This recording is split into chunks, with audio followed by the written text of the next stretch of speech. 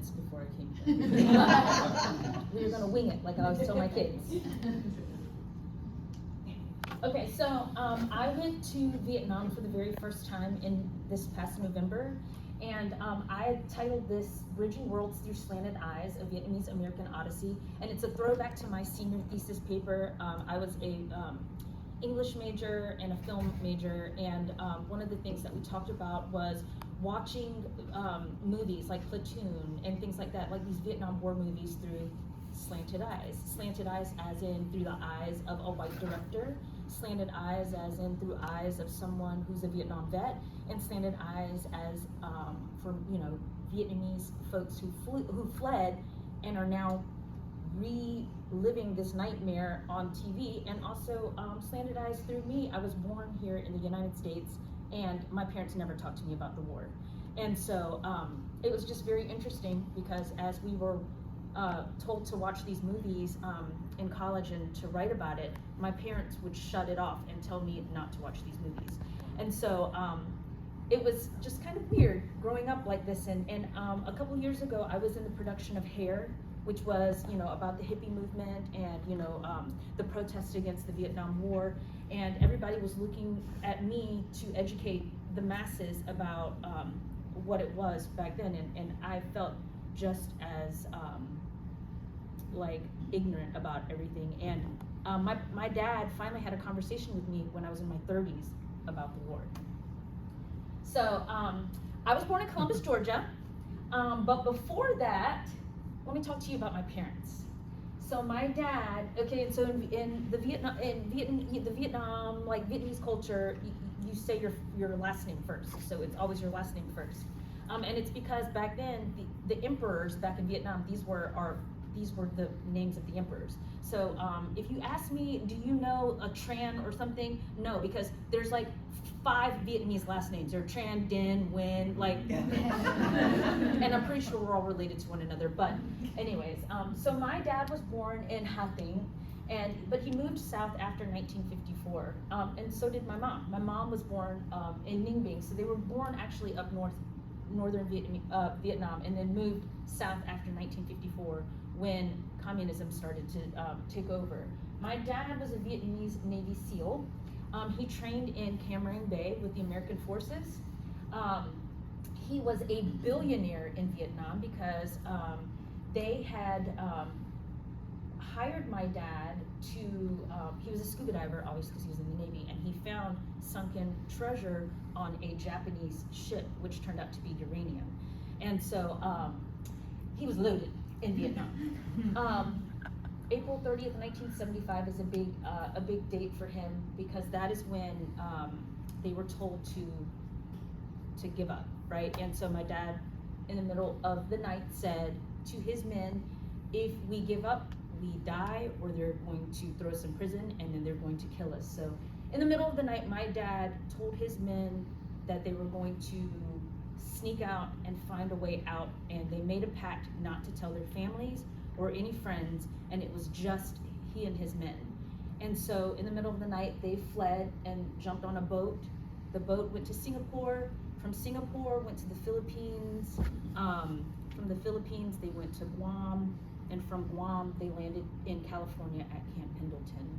But my grandparents thought my dad had died in the war and had a memorial service for my dad and all of this stuff. It wasn't until he landed in California that he was able to send a telegram back home, and it was actually to the neighbor's house with a cryptic message to let them know that they were alive, that he was alive, and that he was in the U.S. And I can't even imagine, like, there was no internet or anything back then, right? So like, how do you find people? But when my dad was in Camp Pendleton, he found out that he had 2 uncles living in Savannah, and so that's how he ended up moving over to Savannah. My mom was a nun. So my mom was a nun for 7 years, and she started when she was 12 years old. And same thing, she moved down south after 1954. My mom passed away 10 years ago. I never got the opportunity to really talk to my mom about her experience. The only thing she ever really told me was that when she left, she was carrying her nieces, and the only thing that they had was what they could pack on their bodies. So like, so that's all she would tell me. And she ended up coming to Columbus, Georgia. So just to kind of reiterate, like growing up in school, when you're learning about the Vietnam War in elementary school and coming home at the dinner table and talking to your parents, they would always tell me, we're not going to talk about that. It was a very painful conversation. And at the time I didn't understand. I'm like, okay, sure, pass the rice. Does everybody eat rice at dinner? That was always my question. Like, are my white friends eating rice too? So here's some of the things that the first picture are their ID cards. So my parents did keep their ID cards. This second photo is my mom's side of the family. So that's my mom's dad, my grandfather, and those are my 2 aunts and my 3 cousins and my grandmother. And what it says down there at the bottom, it says this family does not accept communism. And so they snapped this photo, and but also like I found this in like my mom's like junk drawer trying to look for things. And then this other newspaper clip is from Columbus, Georgia, and it says some Viet children lost in school, and that's actually my cousin up top, who is now a very successful textile engineer who lives in Simpsonville. But anyways, this was in the 70s, and I can't imagine, you know, the whole idea of coming over to another country and not knowing the language, not knowing anything. And also my mom she also came from a very well-to-do family, and so they talk a lot about growing up. All I ever heard was, we left a lot to come over here, so you better not disappoint us. I was like, and also, I mean, I'm sure it's just an Asian thing, like, but I always learned, you know, it was always said, like, it was not an easy thing, and we came over here, so don't be having fun on our dime, you know, like, so my parents actually did not meet in Vietnam. They met here in the United States. So my dad lived in Savannah. He had just bought a trailer next to some seafood restaurant here, and my mom was coming up for a party from Columbus, and they wanted to go buy seafood. So they go by this seafood place, and the seafood manager said, hey, I can't understand a thing you're saying, but I do know a Vietnamese person that just moved in here, you know, down the street. So they went and called my dad, and that's how they met. Oh my goodness. My parents met in 1977. They got married in 1978 here in Savannah. And then they moved back to Columbus, and I got baptized. I was born in 1979, and I was baptized. My godparents are Betty and Patrick Tisdale. So she is known as the Angel of Saigon. They did like a TV movie and a documentary on her, but she was the one that was over Operation Baby Lift and founder of HALO, which is helping and loving orphans from around the world. She was instrumental in transporting 219 orphans from An Lac, which is in Saigon, to the United States right before Saigon fell. Also, I did not know this until later on in life. I would always get a card from Miss, Betty Tisdale, and my mom was like, "This is your godmother." But like, she didn't tell me like what an incredible human being this person was. And it wasn't until later when I was like, I'm gonna research her and see who she is. And come to find out, homegirl was like a hero, and I like had no idea. So that's just one of the things that I'm like, wow, that's insane. She was also she also sponsored my mom. So when they came over here, they had to be sponsored. My dad doesn't remember the name of his sponsor, but he remembered that he lived out in Beaufort, and it was I was in high school. My dad was like, I'm gonna go over to their house, and I'm like, no, you are not. And I remember we were sitting in the car, and I was like, you are not gonna go knock on this person's door. But like, thankfully nobody answered.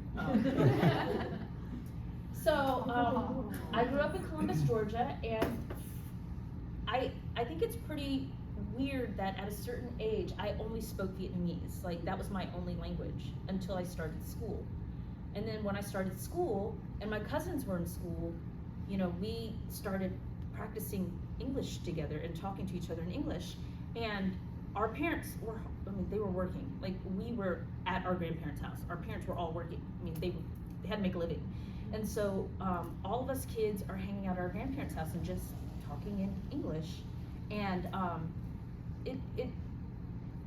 it's a shame because I cannot speak Vietnamese. I know I am caveman Vietnamese talk, like me hungry.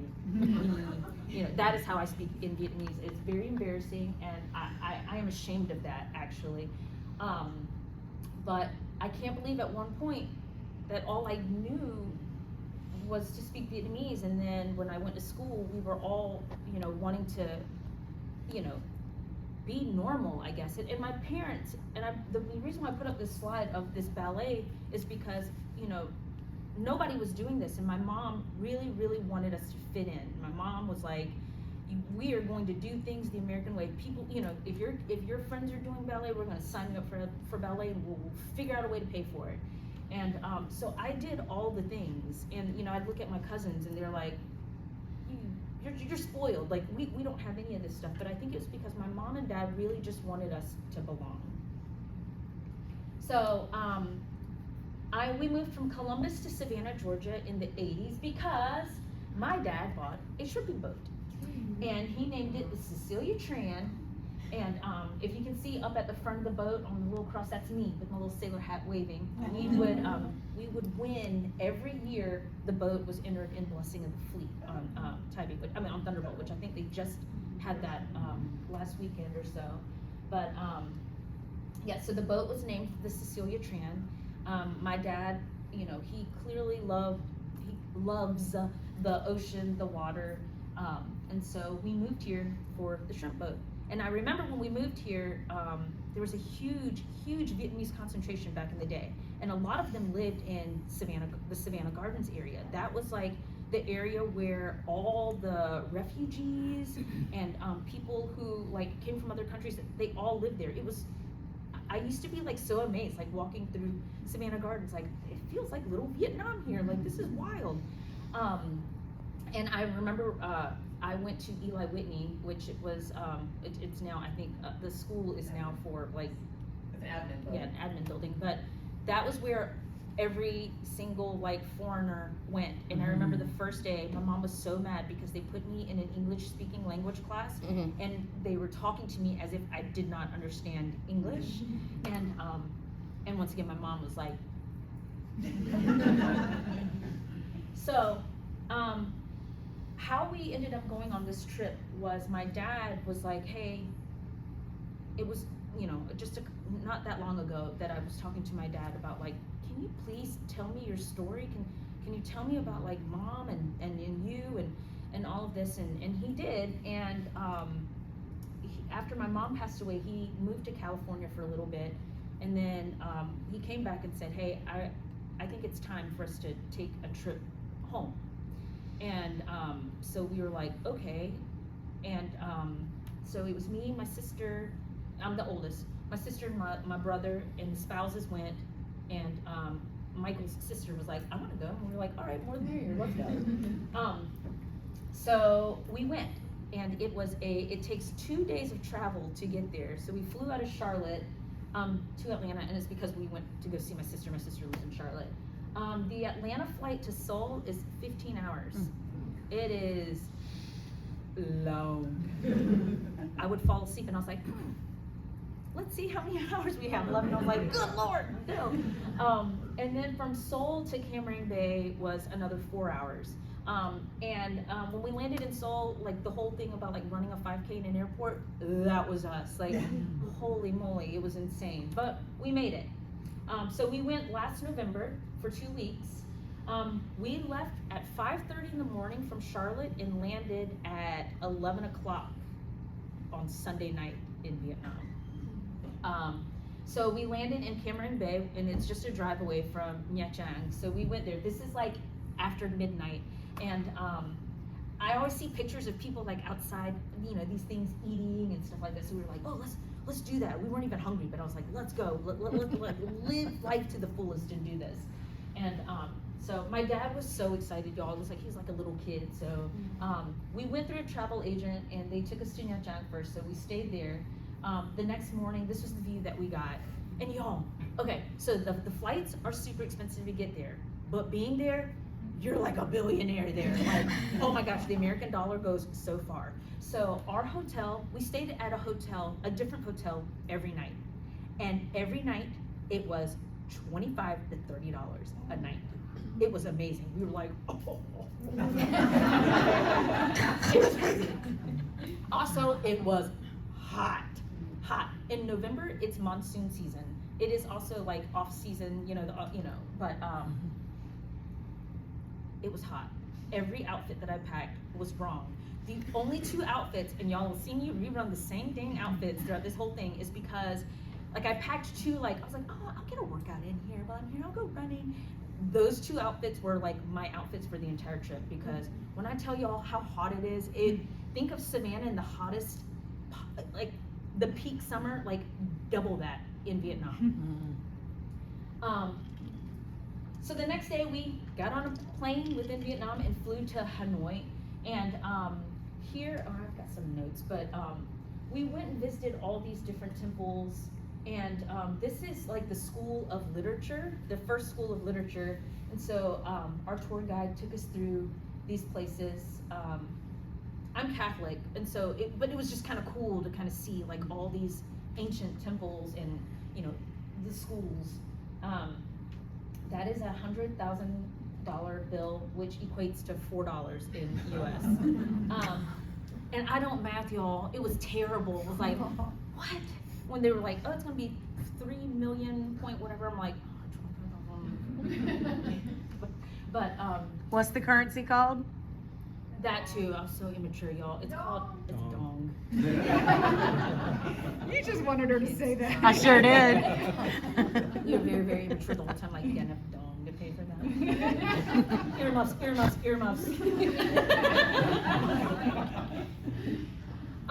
And then the next day we boarded a bus and we went to Ha Long Bay. And Ha Long Bay is absolutely stunning. So this is like all northern Vietnam. And these are like limestone islands. And so we got on like our own little private boat and ventured around and just watched these like stunning limestone karsts, what they call it. We even bought fruit off a fruit peddler. Like everybody's selling everything and anything under the sun. But there was this like old lady selling fruit, and I was like, Dad, get on that. So that is a rambutan, in case y'all don't know what that is. But it was absolutely gorgeous. Then we went to a cave. It was a cave. Oh well, the cave. There's a legend here. It's about the Dragon King. So the Dragon King lived in this cave with his queen, and they had like 100 kids. And so like the tour guide kept saying like, look at the ceiling, and you'll see like a dragon, and you'll see all these mythical creatures. I'm like, I see like just cave rock stuff, but I'll let you tell your story. Then the next day we boarded a bus and we went to Ninh Binh, which is where my mom was born. My dad really wanted us to see where my mom came from, because if she couldn't be on the trip with us, he really wanted us to see where she came from. So of course I had to buy a rice paddy hat, because hello, that's what you do. Actually, no, you don't, but I had to do it for the gram. We went and visited this beautiful, like these grottos in Ninh Binh, and these women, y'all, they're like paddling. I mean, like, they have the best workout ever, because all day long they are paddling. We were paddling, and I kept looking at other people like, help this lady paddle her boat. Laziness. But it was just so much fun, and it was beautiful. I wish. It's so hard to explain in words like how gorgeous this scenery is. I mean, these pictures don't do it justice. And so there's like temples galore everywhere. So we would get off on our kayaks and get out and visit these temples, and just looking at like the architecture and just, and I was trying to ask my dad like, oh, what are these things? And I'm pretty sure he was like making up all kinds of stuff too. And this is Ninh Binh at night. at this picture at the bottom, like everybody kept thinking that Michael and my brother-in-law Noah were famous people. They kept taking pictures of them. Like we could not go anywhere without. I'm like, who do they think y'all are? But it was just absolutely stunning. Then the next day we boarded a bus again and went to Hanam. And once again, I mean, these are like massive temples, massive. I mean, you're like a little speck when you look at these temples. And then we flew back to Nha Trang because we had to go drop Michael and all the spouses left. They only came for a week and they left, and so then it was just us. I laugh at this because their fire extinguishers are called dragon powder. And there are dragons everywhere. This picture up at the top, this is my dad's sister. So I forgot to mention this.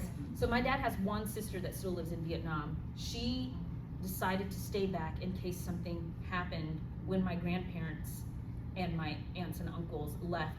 She said she would stay back in case they needed like a home base. And she never left, which she is doing just fine. We went to Dalat, and that's down south. We visited some gardens and things like that. And one of the things that I really want to talk about is like, okay, first off, before I do that, over here up top where I'm being goofy again, y'all practiced my Vietnamese and asked this old Vietnamese lady if I could borrow her hat so I could take this picture. And she was like, she approved. She did not give me the, but she approved.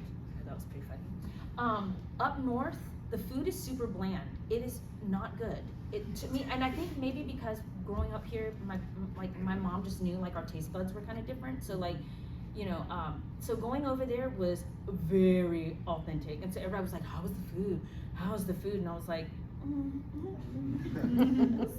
it was good. I mean, the food was good, but like, it was way too authentic for me.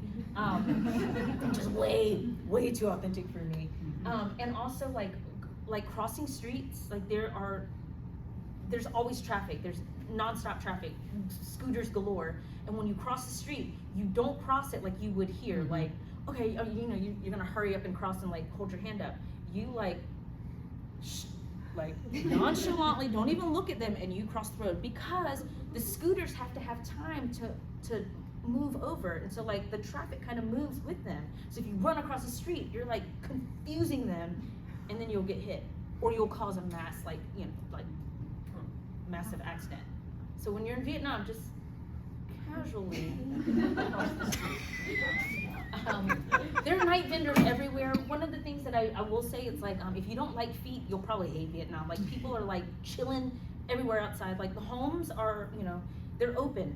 So there's noise. There's constant noise everywhere. Families are everywhere. There's no privacy. People are like hanging out, chilling. Feet are everywhere. They're just like lounging everywhere. That was one of the things I was like, I should have just taken a coffee book thing that would just be.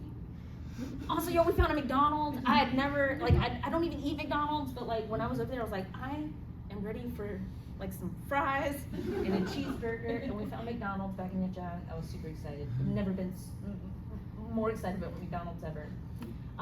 This cute little old lady, y'all, these people, they are like trying to make a living. She is like cooking lobster on the beach. Like that is hot boiling water in that thing. And it's like also hot. And she's walking around with this. I ended up buying one from her because I was like, I feel bad for her. Like let's lighten her load. And of course my dad was having a grand old time. And then we went to Ho Chi Minh City, which was Saigon, and this is like New York. So very, very crowded, very much sensory overload.